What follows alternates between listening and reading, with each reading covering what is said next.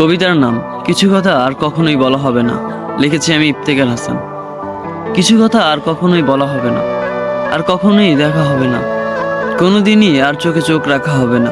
তুমি আমায় ভালো নাই বেসে আমার প্রিয়, তবে আমি তোমায় ভালোবেসে হয়ে গেলাম তোমার অপ্রিয়। তুমি আমার অনেক শখের, অনেক মূল্যবান একজন মানুষ, তবে আর কোনো কালেই তোমাকে পাওয়া হবে না, কোনো কালেই তুমি আমার হবে না।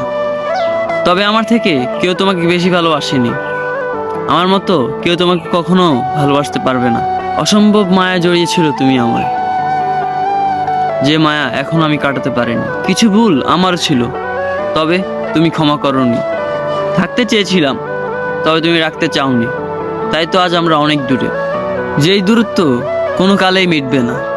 তবে একটা কথা খুব বলতে ইচ্ছে করছে তোমায়, তুমি কেন ভালোবাসোনি আমায়, হয়ে গেছে অন্য কারো। তাই তো আজ আমি গল্প লিখি হাজারো।